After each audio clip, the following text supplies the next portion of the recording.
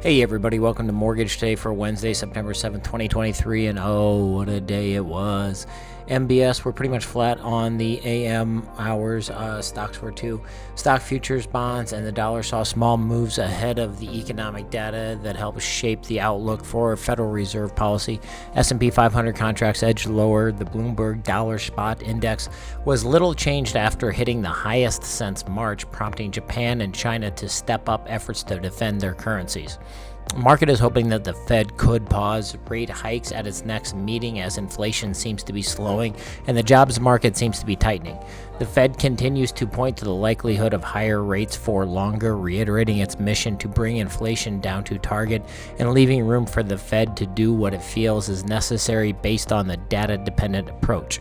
The trade gap came in at negative 65 billion on a negative 68 estimate, so a little better than that. Still worse than the 63.7 billion previously.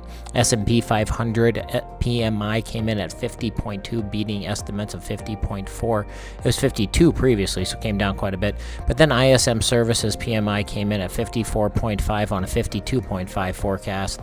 It was 52.7 previously. Business activity rose.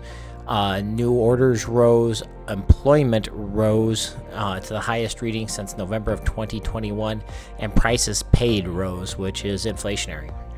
The survey data sends a hint of rising stagflation risks, which is a terrible term, as stubborn price pressures are accompanied by a near stalling of business activity.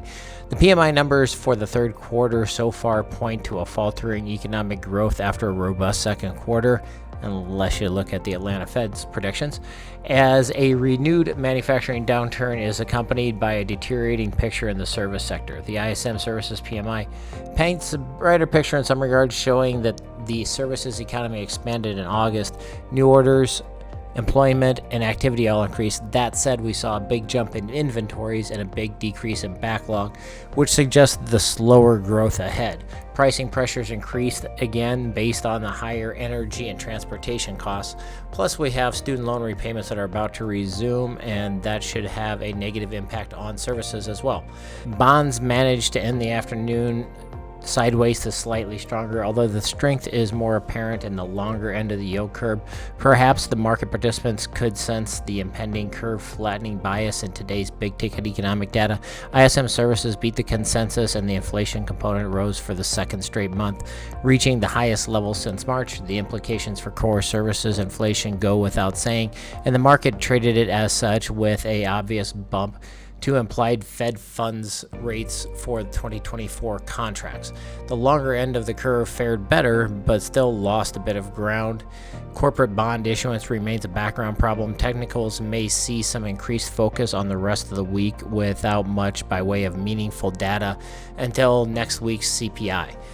MBS ended the day down 23 basis points, so about a quarter. We are just inside of a ceiling of an ugly range at 98.086 and a floor at 97.667. So hopefully we can find a way to break higher on that, though there are several ceilings right around each other. In California, home to plenty of insurance companies dropping insuring homes, the insurance commissioner is an elected position. Ricardo Lara doesn't want to lose his job, so doesn't allow insurance companies to raise their premiums to compensate for risk, so they drop out.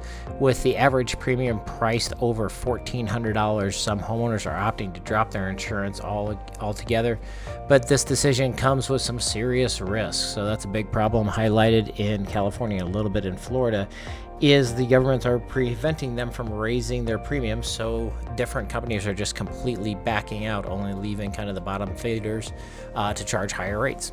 We also got a post from our sponsor at the blog, thatmakesense.com. Come check this out. This is from the great book by Rene Rodriguez. It talks about there are only 3 ways to compete or gain in a competitive advantage in a marketplace.